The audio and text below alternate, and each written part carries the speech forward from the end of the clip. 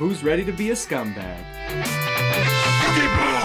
What is up, my fellow scumbags? I've heard the call, I've seen the comments, and I know for some weird reason this is the only deck you guys ever asked me for a side for, so I have another side. But just like with this deck and a lot of like trap heavy, annoying stunny decks, they're up to you and your choices. Obviously I'm a little more out of touch with the meta being a rogue player, and Scythe and shit is pretty hard for a lot of decks to get around, but these are my choices. Most of the monsters have remained the same, but I did switch up some of the spell ratios, and I did switch up some of the trap ratios too. And then I'll show you what I chose for my side, but you could obviously change that up based on how you want to play it. So without further ado, let's get right into it. Oops.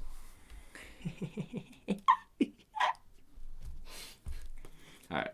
Starting off with our monsters, of course, you know him, you love him, the bread and butter of the deck, the thing that if it gets Ash, you sit in the corner and cry, and the thing that if it doesn't get Ash, you got it yourself a free Ophion. So of course, 3 Rescue Rabbit, always going to be standard with this deck. It was really broken when we had more than one called by, because opening that and called by, you just felt so safe. That's what's nice about Master Duel when I play this deck, is I still get 2, which that makes all the difference. But going along with the Rescue Rabbits, of course, we have our 3 Heliotrope. Heliotrope's nice even if you draw 1 or, if you can open a die, because he's just a 1950 beat stick. It's really awkward and weird.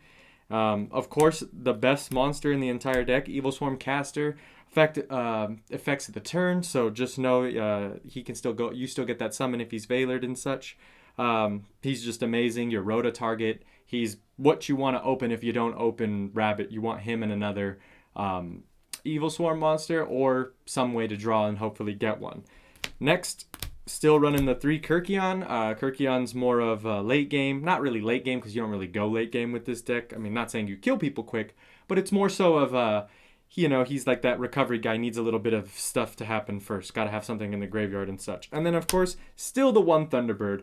Mandragora, I go so back and forth with that card. I mean, it is kind of nice going second, and sometimes it's even nice having it also late game, but for me, I just keep the monsters simple in this deck, and I really just don't see a need for any changes there.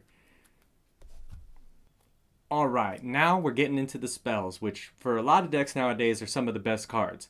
This deck has a good combination of its traps and its spells being very powerful, so you can stall sometimes a lot based on what you get if you're not getting your Exceed plays off, because this deck isn't going to pop off and summon hella monsters super turbo. But I have changed up a lot of the spells to be more powerful and like more important, like better top decks, I guess, if you will. But if you've seen my other profiles, I've gone back and forth with this card and stuff, and people in the comments let me know, like, they must have not seen the older profiles when I did run this, but they made a good point. Like, this is just a really good card, especially if you're running your 3 targets for Rabbit. Now, it does hurt to see multiples of this. Not always, because sometimes people will Ash it, and then you can just activate a second one. But I will admit, it is a little risky at 3, but it's just so good, I really can't go away from it. It's not worth it at 1 or 2 to me. Next up, we have our 3 Allure. Of course, Allure of Darkness, simple. This deck does not really have much draw power. Its consistency can be a little bit bunk sometimes. So Allure's just like, well, I'm going to let this extra Heliotrope go. Or one of my favorite things to do is to open this and a Rabbit. If the Rabbit doesn't get ashed, if you actually have an extra Heliotrope in hand or another Evilswarm, kind of guarantee yourself drawn into those traps. So Allure, most consistent thing we have.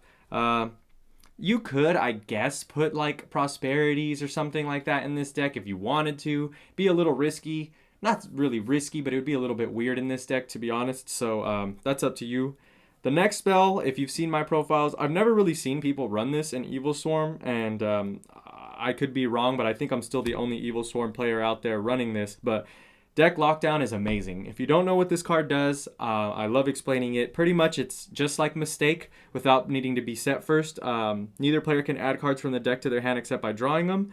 And people can't special summon from the main deck also. This does get destroyed after your second standby phase, but sometimes it's enough to keep somebody from doing stuff, especially who doesn't search, and a lot of decks also summon from the deck now. So this would be at 3 if the third copy wasn't in my side, and to be honest, I am tempted to put this at 3 because it's posed in testing to be very, very fucking annoying. And a lot of people don't even know this card. It's so freaking random, and I'm such a shitty duelist when I think of random creative things, people don't expect it.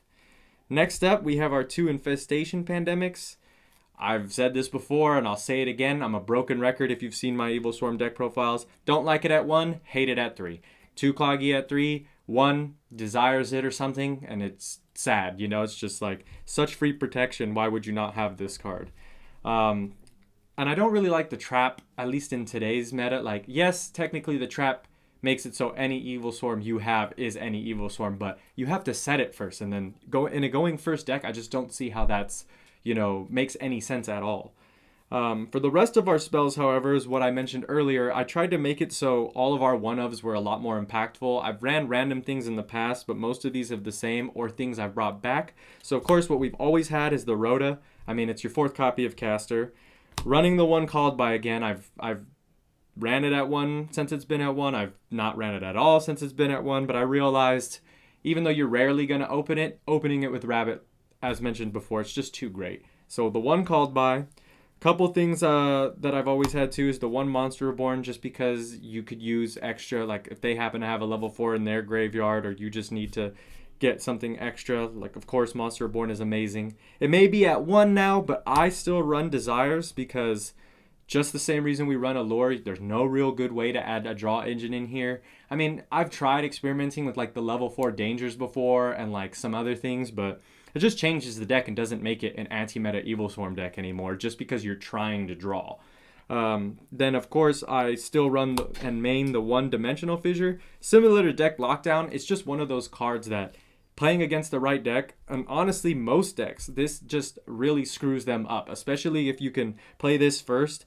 And granted, you're not going to special summon that much because this deck doesn't do that. But what's nice is you can make Ophion and play, or you can play this and then make Ophion and still detach and send that monster to the graveyard. Since it's material, it won't get banished. And then on top of that, they can't max C when D-Fissure's on the field. So it's just nice. I mean, you know, that's for more of a Master Duel thing. But I'll tell you guys at the end too what changes for this deck if you want to play it on Master Duel. So, but for the current meta game and in real life, it's just how many decks, especially with Eldritch and all this shit running around. I mean, you kind of lose to Skill Drain, and I'll go into a good side deck option for that as well. But D-Fissure is just so powerful and so annoying. Then the last 2 spells we run is I did bring the Instant Fusion back and the Double or Nothing package, which I've never really ran this in here before, but it was another suggestion that I really liked, and testing with my friends post to be really nice with this deck. You know, just getting that free little push sometimes is great. And that's pretty much it for your spells. Now for the last part of the main deck, which is personally my favorite part of the whole deck, and also up for your choices, but they'll just be one that I highly recommend in any Evilswarm deck, which is, of course, There Can Be Only One. A lot of people hate this card, and rightfully so, and especially in our deck, it's so amazing because pretty much every single Evilswarm is a different type. Your extra deck is a bunch of, it does have a couple dragons, but you're never going to make more of them at once at a time anyways. So it's nice to pop this on your opponent when you're stalling, and then your next turn, if you have to, you can still go off with your Evilswarm monsters and it still exceed for something. So it's really cool. There Can Only Be One is just really nice for this purpose. And on top of that, like if you had to, like I had a really funny interaction where somebody changed the typing of my monsters, but I Infestation Pandemicked the Evilswarm monsters and was still able to summon something else, and then just exceed them and pop that. So it was really funny, really stupid, but this trap card is just so powerful, so annoying, especially in today's meta. And then for the other traps, it's a bunch of 2-ofs with 1-1-of. Like I said, ratios are up to you, whatever you want to run. I run 2 Judgment because Judgment's Judgment. I like Strike a lot too, and you definitely could side it, but I just haven't mained it. 2 Starlight Road, which is the sleeper of this deck. Another card I debate putting to 3, especially since we run a lot of back row and stuff, especially with Lightning Storm out there. Starlight Road is just hilarious, especially if you are stalling on just traps and don't have Ophion out. Then you can do a little extra cheese with it. And then, of course, the only hand trap I main is 2 Impermanence because it's a trap and just because it's a really good card. And then lastly, the 1 Macrocosmos for the same reason we main D-Fissure. And obviously, some of these choices you might want to change. You could easily take out the Macrocosmos and the D-Fissure and make those D-Barriers instead. That's another really good choice for this deck. Now for our extra deck. So of course, the bread and butter of the deck is going to be 2 Ophion. I ran this at 3 before, but I realized I'm never going to really ever go into that many Exceed monsters. So 2 Ophion is fine. He is going to be the thing you make the most, even if you're playing blind and don't know what your opponent is. Might as well make him and see if it shuts them down. And if not, then hopefully your traps help answer and you can make something else the next turn. For the last Evilswarm monsters, we run the 1 Bahamut. He's your big guy without an attack restriction, although you do have to discard to use his effect. Exciton Knight because boom. And Nightmare because Nightmare is really funny. A lot of people don't realize he's not once per turn, so pretty much as long as it's not a link, anytime a monster is special summoned, he can flip it face down. So you can flip 2 monsters down and stop them from using those for a lot of things, especially like a link deck and stuff like that. So Evilswarm Nightmare, super annoying, super funny, love to use him. Use them in a lot of other dark decks as well. For your generic rank monsters, I do run the Dweller because shutting down them graveyards, and Dweller's just amazing. Tornado Dragon because we don't main any spell and trap removal, and you never know when you're not going to get to go first, and sometimes you got to pop something that's annoying. Or even if you go first and you got a good hand, maybe sometimes you're not going to make Ophion, you can make this guy and have a little bit more interruption if you know they're going to play some important spells that'll stay on the field. And then for the double or nothing, of course, we have our Utopia double, our Utopia, and Utopia the Lightning. Obviously for 2 different scenarios, either for the double or nothing, or sometimes just making Utopia and then stacking Lightning in order to get over one of those big beefy monsters. And them not being able to chain to that effect of him pumping himself is also nice. So Utopia package has been a really good decision in this deck. What's cool about this deck too is you can run whatever exceeds you want at the end of the day, as long as you're running a good amount of stun ones. And then the last Exceed, because any Exceed deck might as well run this. Zeus, obviously, he's a little more expensive even with the reprint, but actually I don't think the reprint's that expensive anymore. But the Zeus is nice, like just simple, super easy to summon, can wipe a whole board, and it's great. The only 2 links are also the only 2 cards you can make more Exceeds or take out, in my opinion, which is going to be Steelswarm Origin and the Borreload Dragon. Now, Borreload Dragon's actually kind of just in here as a fantasy. You're never really going to get to make this. He's kind of just in here because there was a couple times where the game went on so long from my stalling, but there was a monster that I couldn't destroy, and I actually ended up being able to make this had I had it in my extra. So like I said, these 2 can be very annoying and niche. Like Steelswarm Origin can kind of lock somebody, especially now with Master Rule 5 if they've already summoned something, but at least from making a bunch of crap.